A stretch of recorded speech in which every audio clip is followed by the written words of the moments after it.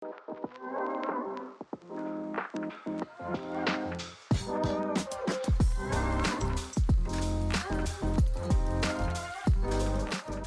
morning. Welcome back again. I enjoyed doing the first session for you, and we were talking about the myths about hospice. We're going to move now to the facts about hospice. What can hospice do? What's the core involved in hospice care? Just some general comments regarding that.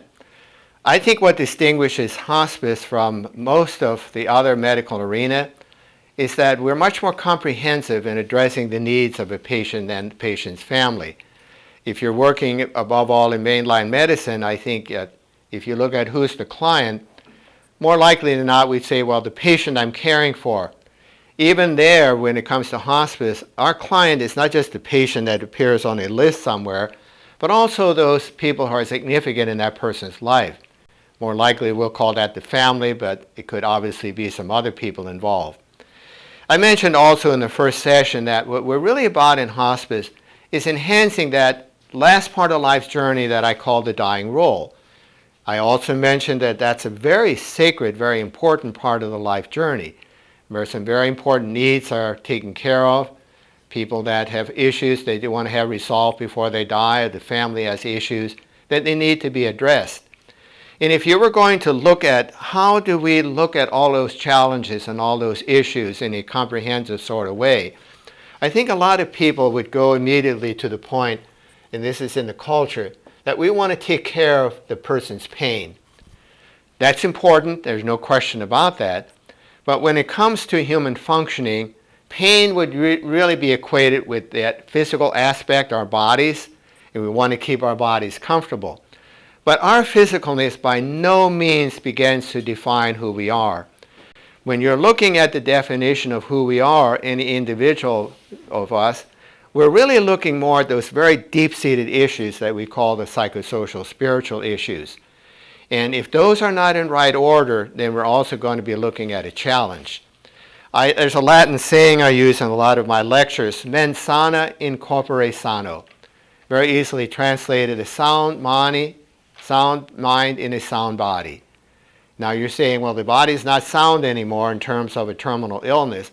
It is sound to the fact that we can address issues that cause disruption, pain issues, symptoms that need to be managed, those kind of issues. When you're looking at trying to encompass all of those, let me just put this circle up here, we want to use the word pain to put in here. That's to me not comprehensive enough. That does not speak to the psychosocial issues that are involved in terms of working and functioning in a well sort of way that makes sense and meaning out of life. When you're looking at the comprehensive aspect, I think a much better word is the word suffering. The word suffering. I know we use the two synonymously often, pain and suffering being one and the same, but there are various ingredients to suffering. And when we put a plan of care together in hospice, what we'll look at immediately is what is going on in that person's physical functioning. And if they have a lot of pain, that definitely needs to be addressed. So pain very definitely can be one ingredient of suffering. And getting to the factual part of hospice here again, this is where we have to start. We have to make sure that pain is controlled and symptoms are managed. It's a little bit like in the church setting where a church may have a mission. Often it's said, and rightly so, you can't preach if you're in the Christian arena the gospel with people with an empty stomach. You have to take care of physical needs first. And the psychosocial spiritual needs that we'll talk about here, those cannot be addressed if the individual is in terrible, terrible pain. And in this day and age, there is no reason, I'll say this categorically, no reason why someone has to die in uncontrolled pain. We have the means to control it. Unfortunately, we don't always use those means in the mainstream medicine because we're so caught up in the curative arena. And we even use that phrase sometimes, no pain, no gain. We're getting better at that, but I can tell you it doesn't always happen in hospital settings where the first issue is pain in terms of controlling that. So let's say we get a program that's very much involved now in making sure that pain is controlled and the person is kept physically comfortable.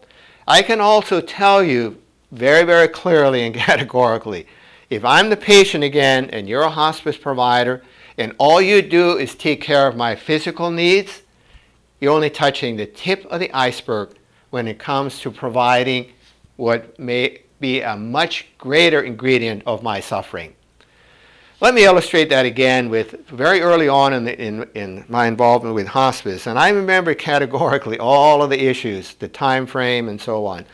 With 1985, it was a hot July day, almost like today as we're recording this, over 100 degrees again. And as I got to the family, well, let me take a step back, because in our plan of treatment, the discussion, the team meeting, I was very much involved with that during that time. This particular patient was very challenging. He was always complaining about pain, and I hesitate a caveat to say this, but he had a particular type of illness that generally doesn't yield itself to a lot of pain. So on an analog scale, say 0 and none, and 10 maximum, he was always identifying in the upper ranges. And it was very frustrating for the nurse especially, that she wanted to make sure he is kept physically comfortable, but yet no matter what was tried and what amount of the opioid, always still in these upper ranges. The other thing he did, mentioned the unit of care for us, his patient and family, he would turn around his sleep cycle. He would stay awake during the day and he would stay awake at night and sleep during the day. That's a red flag for me. Team meeting, it was decided maybe I should go out and see what was going on. So I got to the home, visited with the family in the living room. We talked for a while, and I learned early on what I have to do is get the family separate and get the patient separate. Because there's often a conspiracy of protection going on. Patient wants to protect the family wants to protect the patient. He doesn't know. We get that a lot of times. Don't tell him you're from hospice, because hospice equals death, remember I said in our first session. So I visited the family and I said clearly, can I visit with your loved one alone? He was in the back bedroom. So they took me back, introduced me, who I was, what I did. His first reaction, very hostile. Here I am, really hurting, and they send you out. Caveat I said earlier, what is pain? What is pain? How do you define it? We have learned very quickly, pain is what the patient says it is. We have to believe the patient. Hey, here I am really hurting, and they send you out. How, I'm going to use a bad word, how in the heck are you going to help me? So I knew I had to go slowly with regard to what was going on here. And what's a very safe topic to talk about? The weather. So I said, it's really hot out here today. His answer, well, how would I know? I haven't been out in weeks, been bound to this bed bound. Okay, the weather didn't work. So I looked up, he had the TV on, 1985, he was watching the Royals game. I'm not going to ask the group in front of me, they probably wouldn't know this, but how did the Royals do in 1985? They won the World Series. George Brett was their hero. So I said, how are the Royals doing today? And he loved baseball, and he started talking baseball, got more comfortable, relaxed, but I wasn't there to talk about the weather. I was not there to talk about sports. So how do I transition into trying to get him to tell me what's going on? I asked him a very safe, neutral question. How long have you been ill? He gave me a time frame, but then he added, I'll cut this short, it was much longer as we visited here so he could get comfortable. He says to me, but I don't know what I have. Okay. I was in on the team meeting. I knew exactly what was going on. But do I say again, what do you mean you don't know what you have? That obviously was not going to work. Now he gets more quiet. He starts settling down a little bit. And he says, I don't know what I have, but I think it begins with a C. Then he stopped. And he says again, yeah, what I have begins with a C. Then he just shut up. If you're involved in a conversation like I'm doing this taping, you don't want to have long lapses of silence. What I tell our staff is, don't start talking, because if you start talking, you're going to disrupt his work. And he's working, he's thinking. So I just shut up. I don't know how long it was. It seemed a long time. And I'm really going to tone this down. But he screamed at the top of his lungs, "Whatever is cancer?" And the family opened the door to look in what's going on. And he says to me, "I didn't think I could ever say that word." Why could he not say the C word? C word is followed, the C is followed by D. And what's the D word? Dying, death. Where was his suffering coming from? It really was not here to a large extent. We do have some patients that have a lot of challenges in terms of pain control. His issue was more in that aspect of our functioning we call the emotional aspect. When you're looking at anything you and I face in terms of the unknown, going through a door we've never gone through before, what's it going to cause? A lot of uneasiness. It's going to cause a lot of fear. Fear of what? Fear of the unknown. What's the greatest unknown we have to face? It's dying and death. Why did he stay awake at night and sleep during the day? Somebody always had to be on watch. Keep the Grim Reaper at bay. Family would do it during the day so he could sleep. He would stay awake at night and he would watch, but it sure was wearing out the family. So we talked about this. The other thing you can look at, another word you could very easily put in here, is the word anxiety. I love word study. I think if you go to the root meaning of words, you get a lot of things. I talked about even the word hospice, come from the Latin hospes, hospites. This Latin word that anxiety comes from is the word angere. You take this off and you get the English word anger. You also get a word you use in psychology, angst, which is fear. It's the German word for fear. And when you're really angry, how do you feel physically? You feel choked off. Angere means to choke, to throttle. You're not relaxed. You're not easily at ease in terms of that. And another word that I could quickly put up here is the word angle. So if I were to walk across the room and go where the two walls meet, we have an angle. What's happening to my world when I'm in that corner? It's very, very small. This is what this man had made. He had made himself a very, very small world.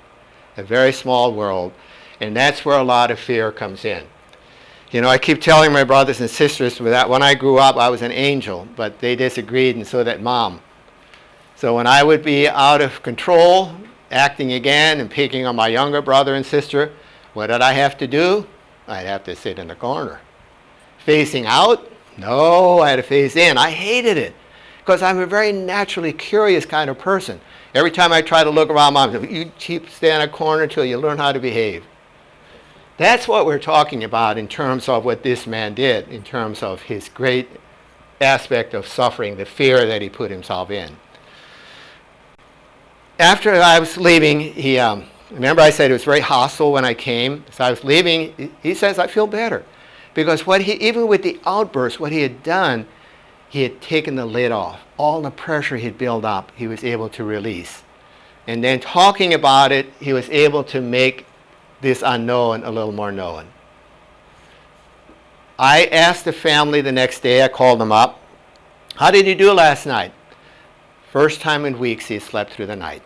First time in weeks he slept through the night.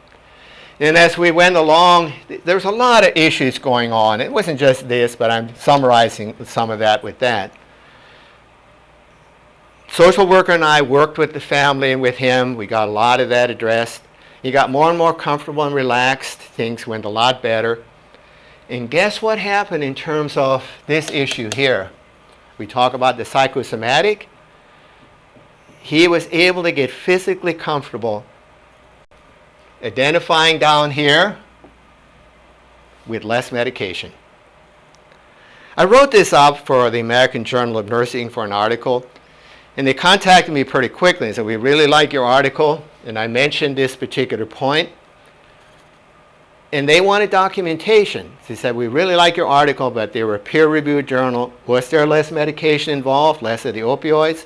So I went back and I checked the charting, the nurse's documentation, very clearly show, and so I added that to the article and ended up publishing it. We indeed, if we're only looking at one dimension of that person's functioning in terms of the factual issues, as I said in introducing this, we're really just touching the tip of the iceberg, if that's all we do. And I know physicians and nurses may not like this observation, but my personal feeling is that of all the issues that we have to tackle in terms of the challenges here, the suffering, this can be the more cut and dried. It's more black and white.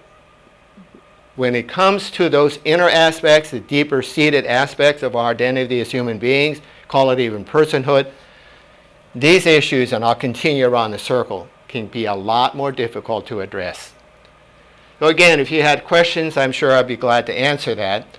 The other thing as I'm going around this circle is that we really look at having this done in a, we're trying to look for an eraser here, give me a little more room. I have an angel to take care of this later, but for now, we'll do this.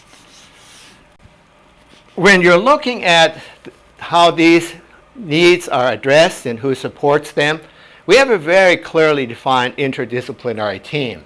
And the case manager, the RN, is important in terms of that. Our physicians that we hire here, our pharmacists, we have our own pharmacy.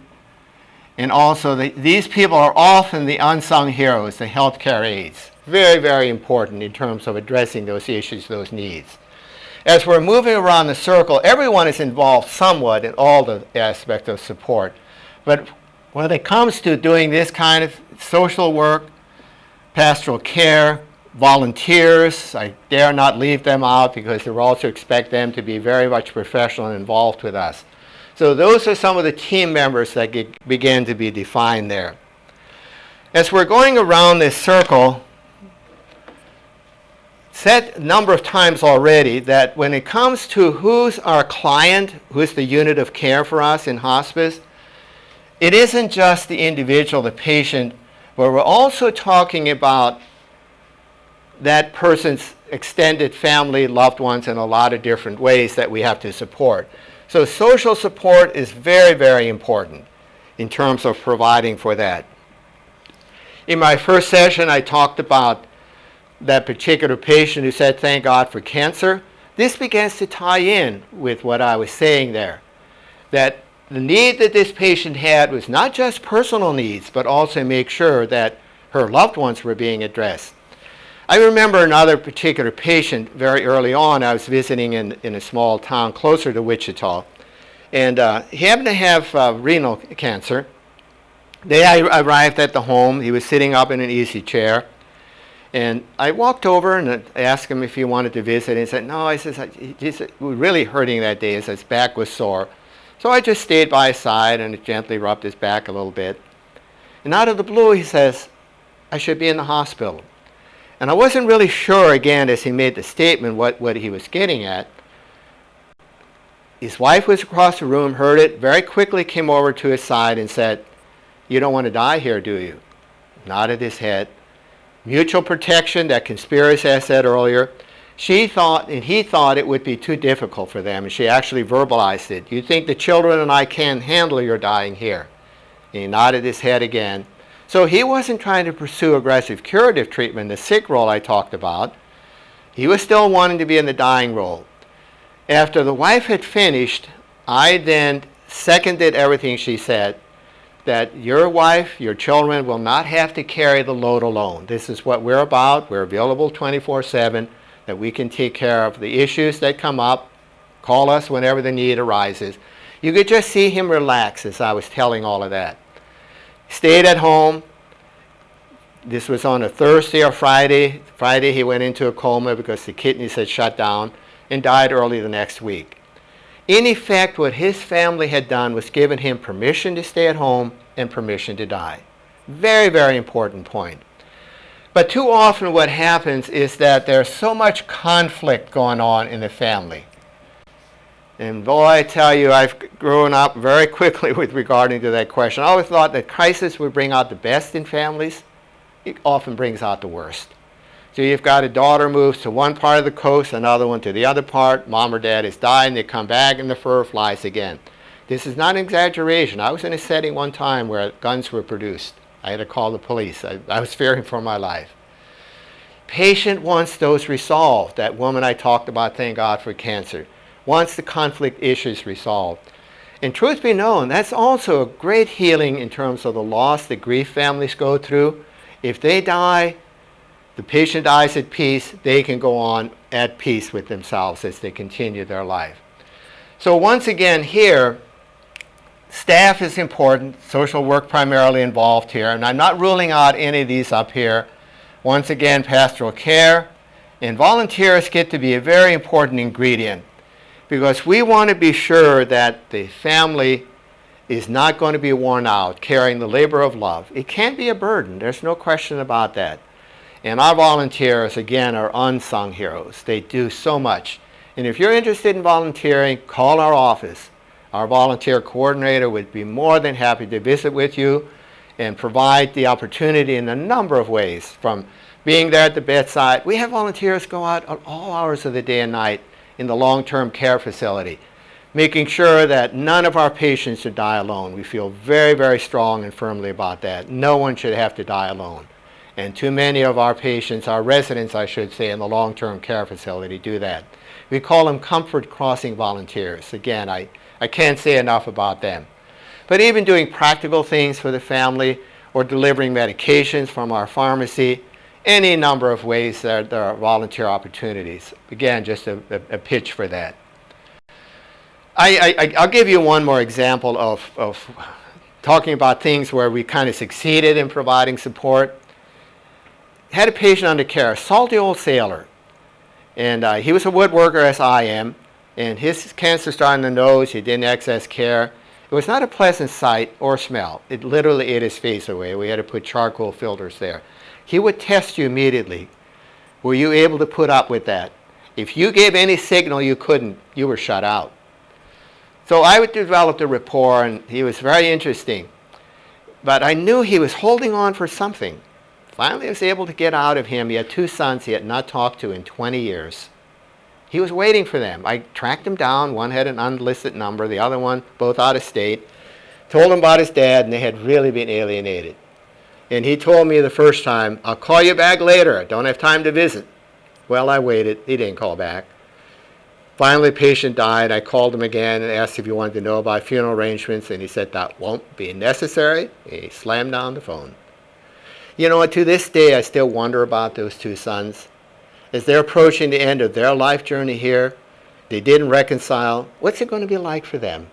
I can't get them out of my mind in that regard. Very, very tough issue to talk about. So as we're moving through that, and I'm going to check with my timekeeper here. What do I have left too? 23, right? About 20. I'm at 23 minutes, so I'm going to move this along more quickly. So 22, yeah. Maybe about 24, 48. Okay, so we're in good shape. Aspect that a lot of people will not be able to identify is the spiritual aspect to our human functioning. And I think one of the reasons why that's a little tougher for people to identify is that we can easily look at, we have bodies, right? We have feelings, we have relationships, connections, are all very important to us. These are needs we have, and these needs need to be filled. How do you keep the body going? Well, that's the need to keep going. The means is we've got to have air, we've got to have water, we've got to have food, right, literally. But even if I illustrate, I'm not breathing at the moment, I'm not drinking water, I'm not eating food, but I still exist. So we have to separate out the means and the need.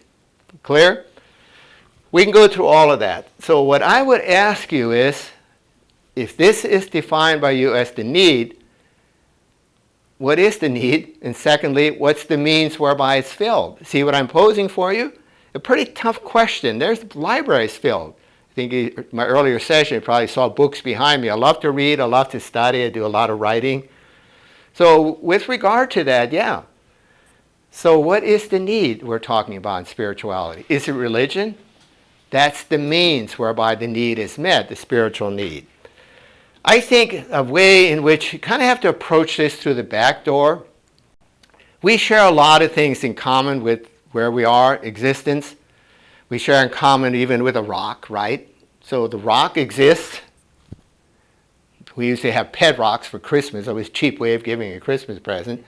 So it doesn't have a whole lot going except existing. I love to garden, so I have plants. They exist, but do my plants have feelings? Some would say no. I say yes, I love my plants, except when I go harvest them to eat. So I'm getting into nonsense there a little bit. So I have a pet dog too. So we move up the ladder, don't we, with regard to that. My little pet dog Bailey, not only does Bailey exist, but Bailey has feelings. She gets a little mad when I don't give her attention. You probably identify with that too. But here's the point. Does my pet dog ever ask itself why it exists and what its purpose is and its meaning? It's both a blessing and a curse for us as human beings to have that. We reflect on our existence. We are introspective. And above all, what we reflect on is, why do we exist? What's our purpose? What's our meaning? And boy, that can cause a number if we can't find out a resolution to that. Tiger got to hunt, bird got to fly, man have to sit and ask, why?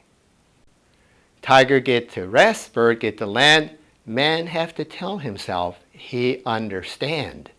Coming to some sense of purpose and meaning in our lives is extremely important when you get right down to it. As we look at our existence and trying to figure out answers to that question, we're all smart. We're all philosophers to some extent. But as smart as we might be individually, we're not smart enough. If I don't know something, what do I do next? I turn to somebody else. Maybe they can help me out. When I turn to somebody else, I connect with them. Your Latin word is ligare. And if you do it over and over again, RE always intensifies that word. You take that off and it almost looks like religion, doesn't it? That's what religion is about. It's collective wisdom in the faith communities, helping us resolve some of these questions. But as smart as we are together, we're still not smart enough. Eventually, as the theologians tell us, for our ground of our being, we have to posit a higher power, and in various ways we call that higher power God. Voltaire said it well, the French philosopher. If God didn't exist, human beings would probably have to invent God. It's that important for us to get a ground of our being. I haven't put anything in this slice yet. So if you have no sense of why, no sense of purpose, no sense of meaning, what are you in? You're in despair. That is the hardest thing for human beings, that darkness of despair, and it's not depression. No sense of meaning, no sense of purpose. I love Mark Twain's quote. He talks about the dash, the life journey, and he also talks about on a tombstone you have those three things. Say, especially you have birth and death. And you ask the question, as Mark Twain does, what are the two most important days in the life journey of any one of us? People will almost invariably answer, well, the birth date and most likely the death date. Mark Twain says, I agree with you on the first one, the birth date. The second most important day is the day you figure out why you are here. A very, very important concept. So not to have that is really asking for a lot of trouble when you get right down to it. And if you're looking at what invariably, what's the mortality rate for every generation, 100%, the most senseless, meaningless thing on the surface that we have to face as human beings, be introspective, Bailey doesn't worry about death, is how do we make sense out of death? How do we make sense out of death? It's an utterly meaningless, senseless act that we have to go through. And I think that's where a lot of fear comes from, too. Do we go into annihilation, into nothingness, or do we simply transcend the body and move on? So those are the challenges that are staffing. And this, above all, is where pastoral care gets to be involved, but it doesn't mean just pastoral care. You know, all of us, as I told some people in workshops, invariably what they ask is, well, how do you do this work? And it says, if you are not comfortable in your own skin about these issues, I can guarantee you, if you walk into the room and you're not comfortable, you have not reflected on the challenges of this question, you're not going to be an effective provider. So we better start looking at the issues ourselves. So these are the challenges that are involved in the hospice work that we have. What we want to do is make all of these negative, if you will, into a positive dimension. So I'm going to have an angel come over like Bishop Fulton Sheen used to do when he was on television. Now you're showing your age if you remember that. So as Melody is erasing that, just a comment, if you can envision a ball, say a basketball, and on one side of the basketball is that full circle with my suffering circle, and then there's another full circle on the back side that I'm going to move to the front. And those 4 areas of support that I was talking about are going to intersect the front and the back circle. So thank you, Angel Melody, for doing this. And I'm going to have, since I can no longer show this in a 3-dimensional sort of way, this is the back circle coming to the front. And I had called that back circle the suffering circle. I'm going to change that to the brokenness that we all experience as we move through life. And once again, the intersecting of those 2 circles is the 4 areas of support we offer in hospice. So in the physical arena, this back circle that I have to cut apart, causing brokenness in the physical dimension, excuse me, I've used my finger for erasing that. I'll just put a B there for the brokenness. What causes brokenness in our life is the pain that we have to go through. And the staffing that addresses that wants to move this brokenness, and the opposite of brokenness is wholeness. That's what we all strive for, is wholeness, and I'll talk about that later. Part and parcel to being human, period. So what do we want to have in terms of physical functioning going on? If there's a lot of pain, a lot of troublesome symptoms like shortness of breath and so on, we want to make that patient comfortable. And to the degree that we provide comfort measures for that, to that degree we're removing the pain and we're adding to the wholeness. We're adding to the wholeness. In another arena, change color circles here for you for a minute, even though it's thin there. Would that work, Dalton? I'll try to get it a little darker so you can see it better. So in terms of the other aspect, remember that patient who was so distraught in terms of the emotional functioning because he had so much fear going on. Fear going on that caused a lot of brokenness in his life. What we want to have happen is that make it okay. We try to remove some of this unknown here, and we want to make it known a lot more. This is where I was able to talk with him. He was able to voice his fears. He was able to look at them. And that made it a lot easier and a lot best for him. We want to remove the fear into trust, that this is going to be okay. It's going to be okay. I use the example of being in the corner, shutting out, making the world very small. So here's someone who has a very small world because they have so many unknowns. How do we make that known? We want to lead that person out of the corner. The Latin word for leading is ducere. And X means out of. You might guess the word that's involved here again. You take the X away and you add education to it.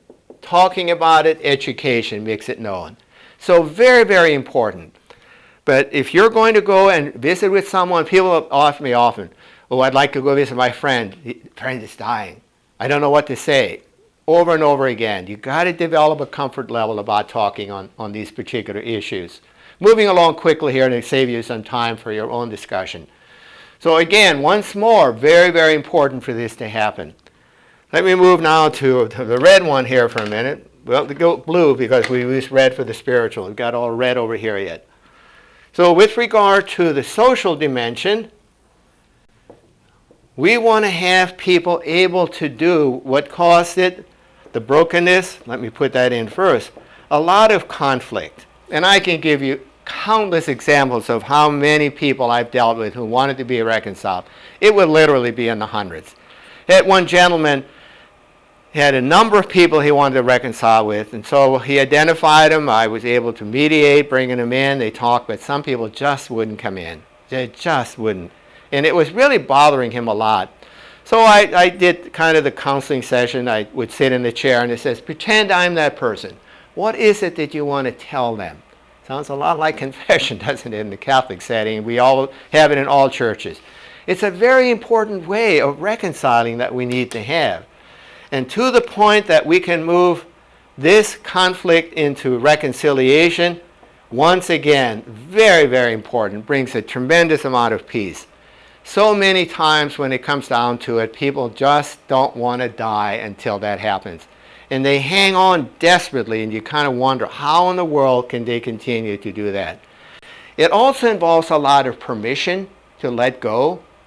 How much time do I have, Melody? It gets me on tape. I have 5 minutes. So I'm going to cover this real quickly on a personal situation in my own family with a grandnephew. My sister called from Bismarck, North Dakota, just distraught about one of her grandsons, the oldest child for this particular niece. Very aggressive brain tumor, and despite the best efforts of the doctor, he was under hospice. So I visited in August of the year he died, and I could sense there was a lot going on, the mutual protection. He was only about 8 or 9, I forget the age level. I had the family together, and I says, can I visit with Ryan alone? So I did. He says to me, Father, Uncle Tom, I'm comfortable. I'm going to go home to Jesus. Wisdom way beyond his age. But I could tell there was a lot of issues and pain in his eyes. And he finally got around to it. He says, I feel so bad about the pain I'm causing Mom and Dad. Pain I'm causing Mom and Dad. Beautiful child, firstborn. And so he says to me, can you take care of Mom and Dad? Okay. So I went on, I told my niece and nephew-in-law that Ryan is okay about letting go and dying, but he needs your permission. You're going to have to tell him you're okay with that. To this day, my niece will tell you that's the hardest thing she ever had to do. You can see it still really kind of touches me also. Those are very important ingredients to remove suffering and bring it to wholeness. And finally, in the spiritual dimension, what we really need to have is this brokenness that has caused a lot of despair, a lot of darkness in the person's life. What we want to have happen there, and the opposite of despair is, I'm going to ask the people here, is hope. Hope is what we really need to move on to in terms of doing that.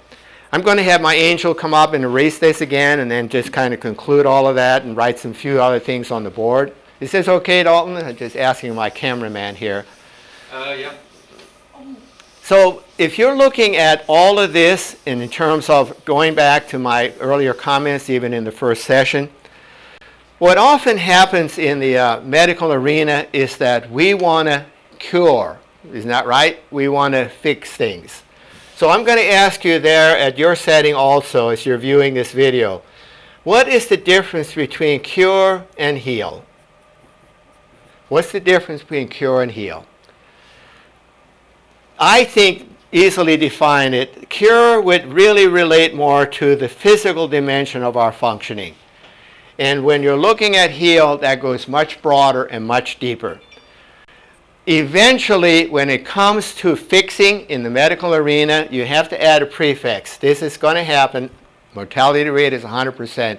We will all become unfixable. We will become incurable. We will never, ever exhaust the possibility of healing. This word comes from the Anglo-Saxon hal. And you want to know what that comes to in English? Whole. Wholeness. And also brings in a religious word, holy. To be holy means we are whole, we are fixed. And the ultimate wholeness, the ultimate healing we all have to go through is death. Sooner or later, our bodies are going to wear out. We're going to have to let them go. Hospice engages in healing. That's what we're about. That factually describes hospice for me. We are in healing work. And when death occurs, we are not failing.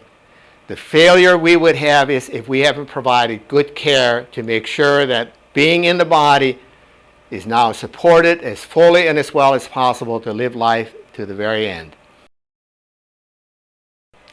I want to finish with the illustration of my point here with another patient who just really did this so beautifully. It was a patient we took under care, came from out of state, stayed with her daughter here in a nearby community, and I was assigned as the chaplain for her. delightful woman. I really got to know her and appreciate her.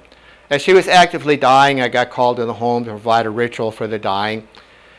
In the patient in the daughter's home, a granddaughter from Texas came with her daughter, so 4 generations of women. As I concluded the ritual, I stayed apart. I didn't want to be intrusive. This is family time. It's holy, sacred time. And the patient's daughter was distraught. Saying goodbye to mom was tough, rightly so. Patient's granddaughter turned to her mom and said, "Mom, it's okay. Grandma's spirit has outgrown her body. It's time for Grandma to let her body go." Really said beautifully. I could not sum that up better with any theological discourse. We are, in effect, all embodied. The ultimate healing we'll have to go through is death. Tough, be born, reborn, it's difficult. I don't want to in any way minimize that. Even as I think about that, Elizabeth Kubler-Ross, the final book she wrote was Death, the Final Stage of Growth. So what we want to do at hospice work, we want to engage in the healing process. We're not pretending anymore that this body is going to be fixable. We all become incurable. Thank you again for your kind attention. I look forward to doing the next session for you for next week.